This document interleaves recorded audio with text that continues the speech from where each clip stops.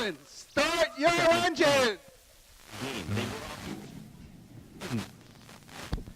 The command has been given to fire these world-famous figure-8 stock cars.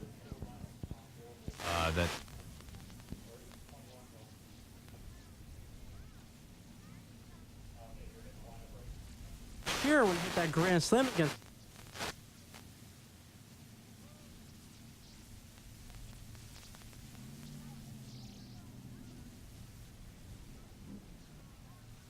Just getting the cars in order. We're going to do a couple of pace laps around the oval with the American flags. Get your cameras out, take some pictures.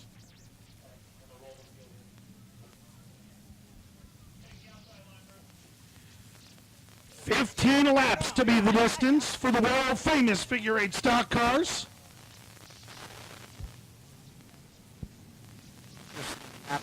The whole thing with E-Ride and all that stuff. Yeah. But yeah, guy they can trust. A pretty nice season.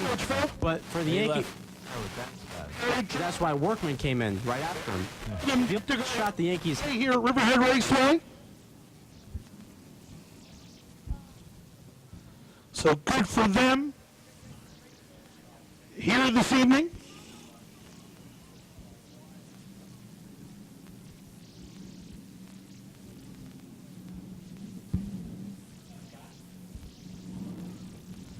Give him a wave down at turn number 1.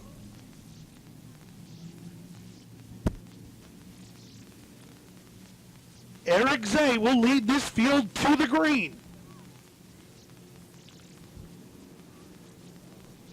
Car number 21, Bob Dalkey, will start on the outside of row number 1. Greg Harris, car number 65, will start from 3rd. 4th, car number 27 of Scott Peterson. 5th, car number 9, Gary Fritz Jr. 6th, car number 11, Tom Ferrara. 7th, your current point leader. 5 feature event wins to his credit, Tom Rogers Jr. These are, live and in person, the famous stars. Green flag flies and Eric Zay will come right to the lead. He'll bring the 65 of Gregory Harris to 2nd. Car number 9, Gary Fritz Jr. to 3rd. Here comes Tom Rogers Jr. already from 8th to 4th in 1 lap. looking to tie George Brown for 3rd on the all-time win list at 32. Rogers, the Bay, Bar, and Grill Hampton Bears Coupe to 3rd. Great job by Dalkey to straighten out in the Chico's Bear Bonds, number 21.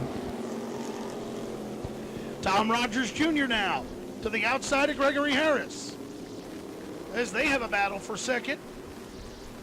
The worst part of figure 8 racing for Eric Zay is that Tom Rogers Jr. is in this division. And his teammate. Every week, he's running up front is Zay, and here comes Rogers. Starting to get a little busy at the X.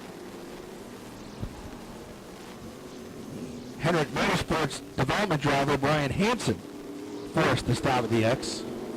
He was released by Tommy Boland Jr. Racing. They could not come to a contract agreement.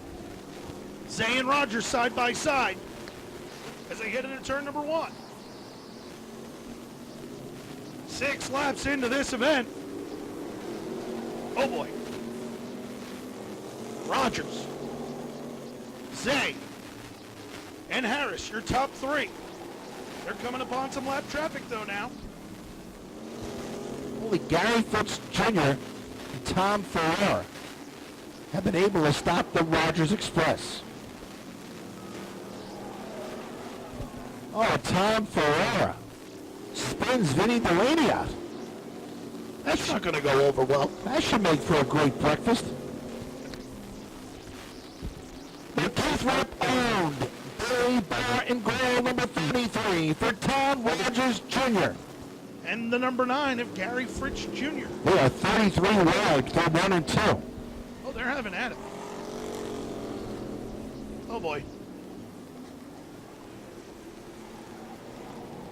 That almost got real dangerous for Ferrara there. Zay. Got a car length back. Uh-oh. Well, is that calmer? He got together with Delaney before. That will have big championship implications, however, as Tom Rogers Jr. leading the way. Ferrara loses some spots. 2 to go for Rogers. He's about to get the white flag. Charles McWhinney. He's McCrazy. He's McNuts.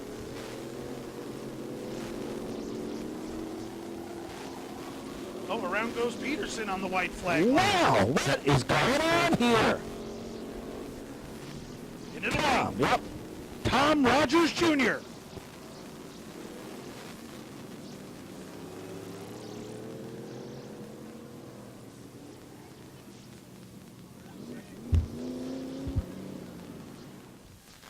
Keith Rep owned Chevrolet Coupe.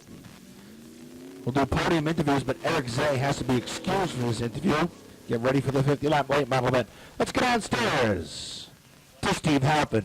Thank you very much, Bob Finan. He's in victory lane again in car number 43 for the 32nd time in his career. Tom Rogers Jr.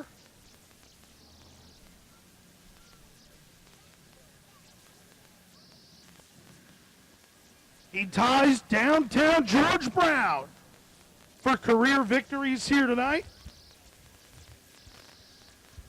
Eric Zay, who finished second, had to retire to the pit area as he will be in a late model.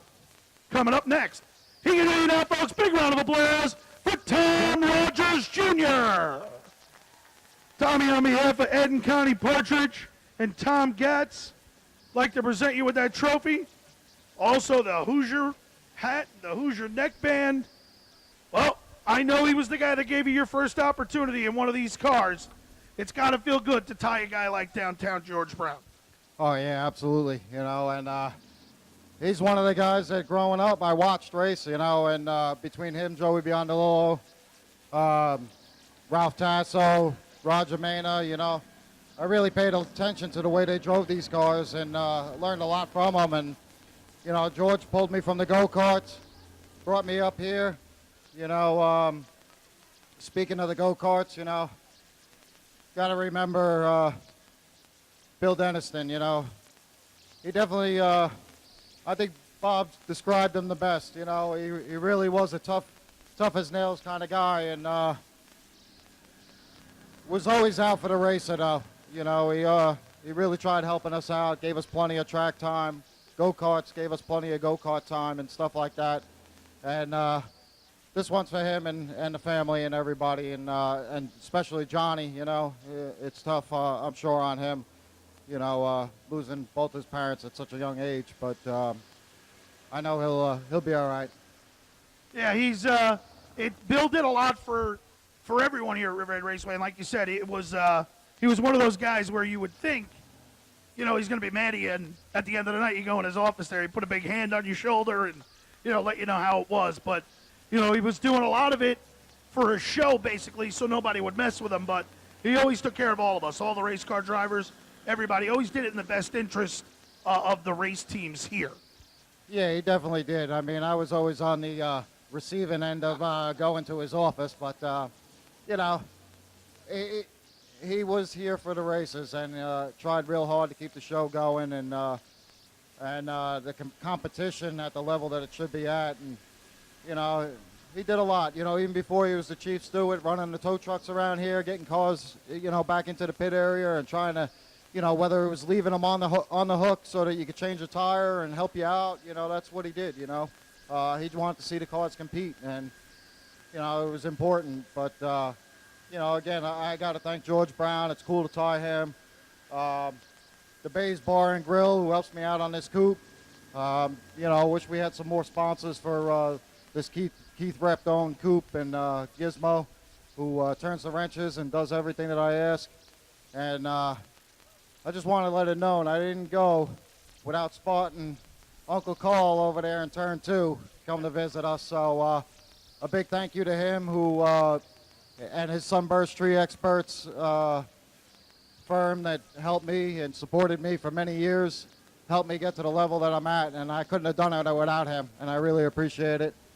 And just all my guys, you know, the whole crew that works hard, Keith and Gizmo that work on this coupe, and not only this one, but also my other car there that Eric finished second tonight in, so I'm really happy that he finished tonight and we didn't have no mechanical issues, so that car's going in the right direction for a brand new car. I'm pretty happy.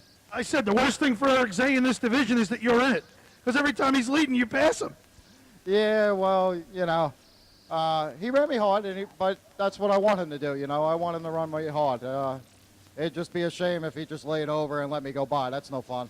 But at least we didn't tear up two coupes tonight, so we're in good shape. All right, folks, Tom Rogers Jr., he's looking for additional sponsorship on this car. Go see him in the pit area after tonight's show. Big round of applause for Tom Rogers. Gregory Harris comes home third here tonight. Third here tonight. Great job by you guys. It's tough to beat this guy. Yeah, it's a challenge. If Kenny was driving the car, he would have had something for him, but the car's got to be perfect for me to go that fast, and I keep fighting it and going back and forth, but we're going to try to get there this season. All right, pal, how about some of the sponsors people help you get here? Bellport Beer and Soda, SGS Stoneworks, K&K Towing. I mean, this thing spends every day in my shop getting looked over, so I have to thank Steve and Sean from SGS and Kenny for just letting me drive it. All right, folks, Gregory Harris comes home third. Great job. How about a big round of applause for all our competitors here tonight?